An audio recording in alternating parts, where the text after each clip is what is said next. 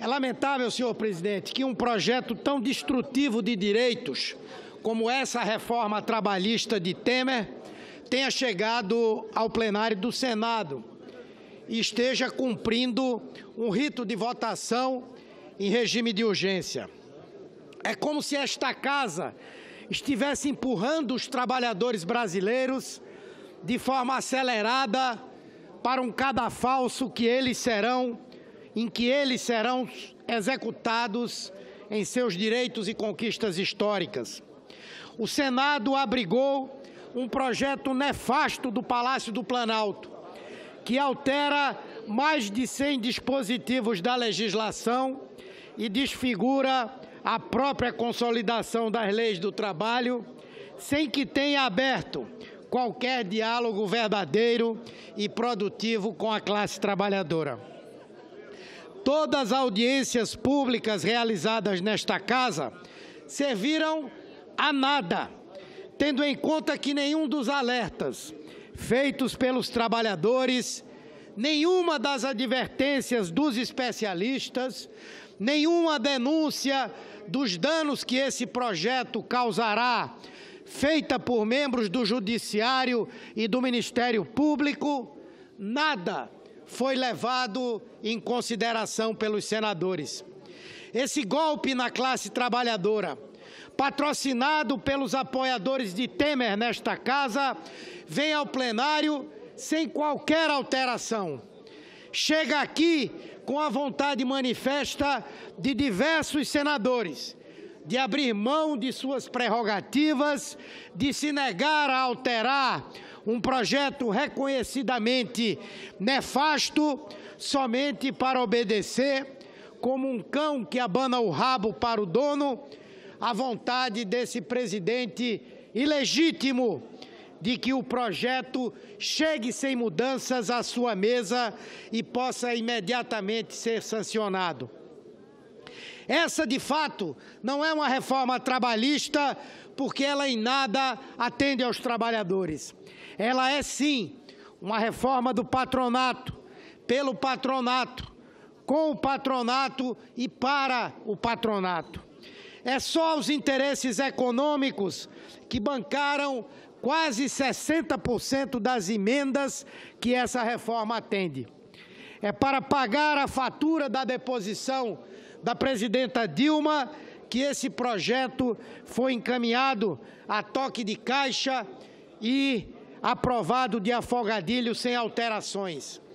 É ao empresariado que esta casa se curva ao se recusar a mudar as tantas aberrações que guarda esse projeto, mesmo aquelas que os próprios apoiadores de Temer reconhecem que não deveriam ser aprovadas, como as que submetem mulheres grávidas a condições que agridem a sua saúde e a de seus filhos. Vão deixar esse denunciado pelo Procurador-Geral da República a prerrogativa de vetar alguns poucos artigos dessa reforma e editar uma medida provisória suplementar, como se um sujeito como ele fosse minimamente confiável, alguém que acumula um rosário de traições. É uma vergonha o papel a que este Senado se presta. É uma vergonha que abdique da prerrogativa de legislar para se vergar à vontade do Palácio do Planalto, a um presidente cambaleante e a uma elite empresarial que nada mais quer além de um ambiente econômico em que possa lucrar mais à custa dos direitos dos trabalhadores. Afinal, o que é essa reforma, se não rasgar a legislação para dar vez a um acordo entre duas partes absolutamente assimétricas? De um lado, o patrão, com a força econômica nas mãos.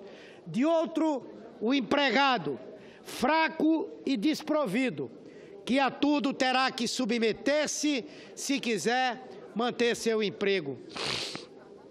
O que é essa reforma, senão a institucionalização da pessoa humana como um meio de produção, um objeto do patronato, tendo em conta que com o trabalho intermitente, o trabalhador vai ser usado, repito, usado ao bel prazer do empregador, que só vai remunerá-lo quando dele quiser dispor.